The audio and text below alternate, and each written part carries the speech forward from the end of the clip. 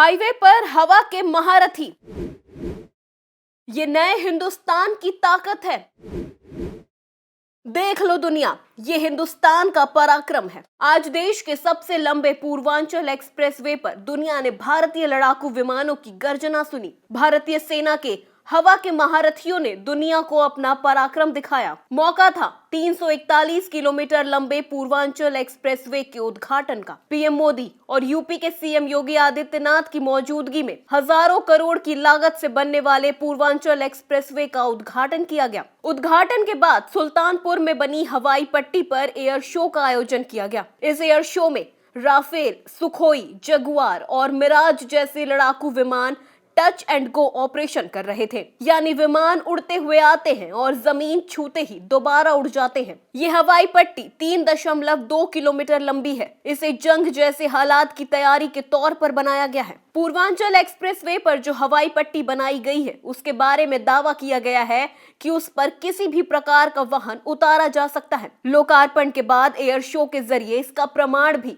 सबके सामने दिया गया। प्रधानमंत्री नरेंद्र मोदी वायुसेना के C-130J super Hercules transport aircraft से आए, जिसको सुल्तानपुर के कुरेभार में एक्सप्रेसवे पर बनाई गई हवाई पट्टी पर ही उतारा गया। यहीं पर वायुसेना के मिराज 2000 समेत अन्य लड़ाकू विमानों की लैंडिंग भी कराई गई। बता दें कि मिराज 2000 अत्याधुनिक लड़ाकू विमान है, जिसका निर्माण फ्रांस की डासो एविएशन कंपनी ने किया है। इसी कंपनी ने राफेल लड़ाकू विमान भी बनाया है। मिराज 2000 की लंबाई 47 फीट और वजन 7500 किलो है। इसकी स्पीड की बात करें तो ये 2000 किलोमीटर प्रति घंटे की रफ्तार से आसमान को चीर सकता है। इसमें डबल इंजन होता है, जो चौथी पीढ़ी का मल्टी रोल लड़ाकू विमान माना जाता है। बता दें कि करगिल युद्ध में मिग-21 और मिराज 2000 विमानों ने अहम भूमिका निभाई थी। सुखोई भारतीय वायुसेना में सबसे ताकतवर एयरक्राफ्ट माना जाता है।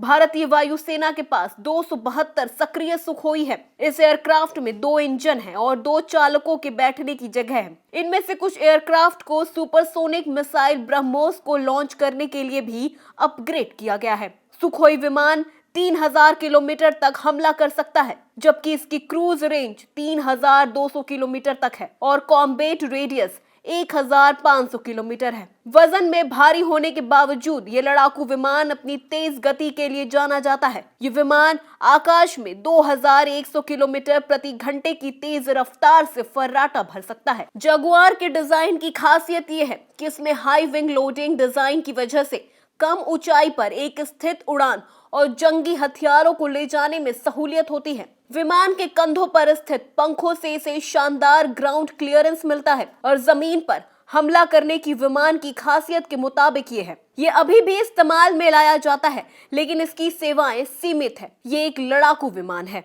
राफेल विमान देश में आने से पहले काफी विवादों में रहा, लेकिन भारत सरकार ने सभी आरोपों को नकारते हुए इसे देश की वायुसेना के लिए बेहतर करार दिया है। राफेल की अधिकतम रफ्तार 2130 किलोमीटर प्रति घंटा और 3700 किलोमीटर तक इसकी मारक क्षमता है। राफेल 60 घंटे तक उड़ सकता है। ये 2 इंजन वाला लड़ाकू विमान है, जो भारतीय वायुसेना की पहली पसंद है। ये हर तरह के मिशन में भेजा जा सकता है। ये 1 मिनट में 60,000 फुट की ऊंचाई और 4.5 जनरेशन के ट्विन इंजन से लैस है।